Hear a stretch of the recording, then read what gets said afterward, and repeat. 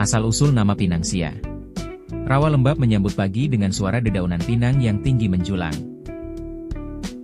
Buah pinang dipanen, diiris, dijemur di atas anyaman bambu. Pinang jadi komoditas utama yang disukai para saudagar Melayu, Tionghoa, dan India.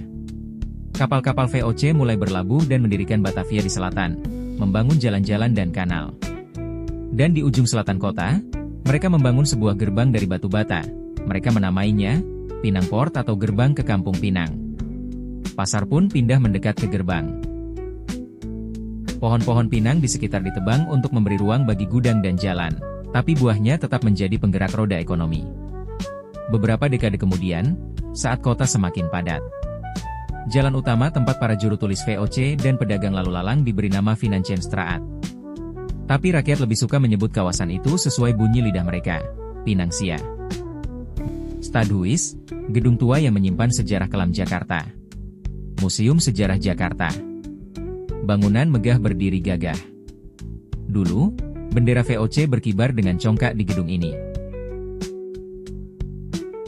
Di lorong-lorong bawah tanah, di mana hukum kolonial bekerja, tak dengan keadilan, melainkan dengan ketakutan.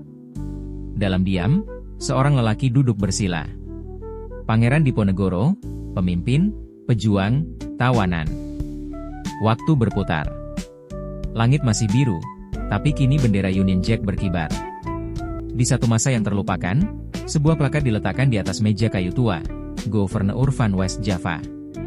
Lalu datanglah masa matahari terbit. Bendera merah putih bulat dikibarkan di pelataran yang sama. Lalu, pada sebuah pagi tahun 1974, seorang pria bersahaja bernama Ali Sadikin berdiri di depan gong besar. Papan nama baru berdiri, Museum Sejarah Jakarta. Dulu tempat mengadili, kini tempat kreativitas. Di jantung Batavia, sebuah gedung megah berdiri, tempat hukum kolonial ditegakkan. Di dalamnya, hakim-hakim Belanda mengadili rakyat pribumi dengan bahasa yang asing. Petani, pedagang, dan nelayan duduk sebagai terdakwa di hadapan kekuasaan asing. Vonis dijatuhkan, bukan selalu demi keadilan, tapi demi tertibnya penjajahan. Di luar gedung, rakyat menanti nasib saudara mereka dengan hati menggantung. Gedung itu menyaksikan tentara Jepang datang, dan Republik lahir dari abu penjajahan. Di tahun-tahun awal kemerdekaan, ia jadi kantor, tempat rapat, markas perjuangan. Lalu datang ide besar, mengubah ruang kekuasaan menjadi rumah bagi seni.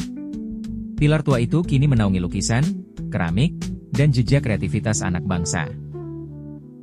Dulu gereja penuh makam, kini museum penuh wayang. Di sudut kota tua Batavia, berdiri de Oude Hollandse Kerk, gereja tua Belanda tempat para pejabat VOC berdoa dan dimakamkan.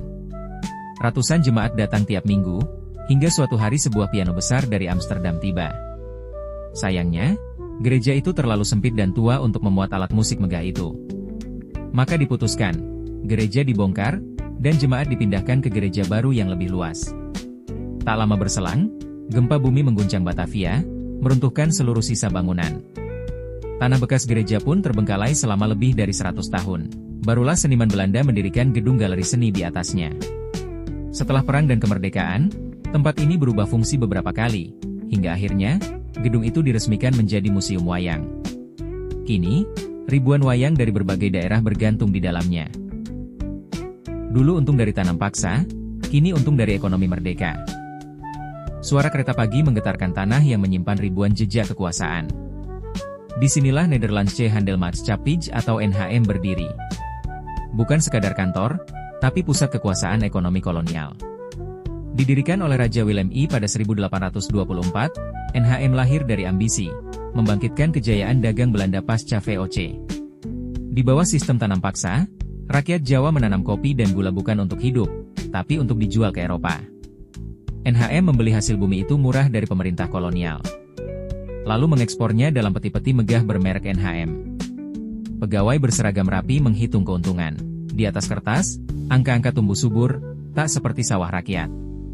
Saat gudang NHM penuh emas, desa-desa di Nusantara merintih karena kehilangan panen, kehilangan anak, kehilangan harapan.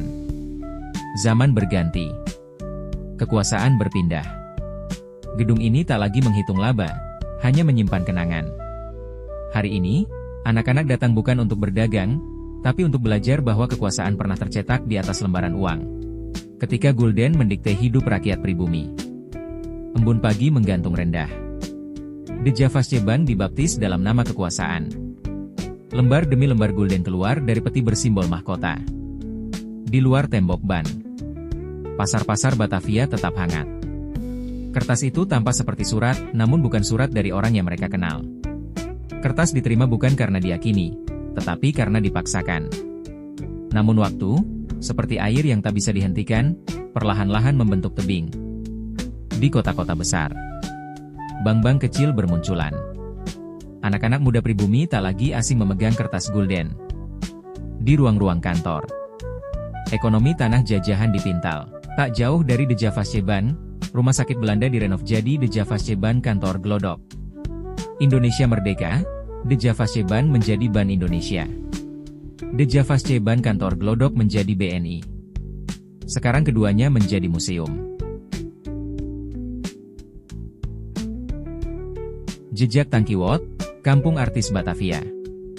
Di Batavia Barat, berdiri Kampung Tanke, bekas tangsi Belanda, tempat serdadu tinggal dan sejarah diam-diam tumbuh.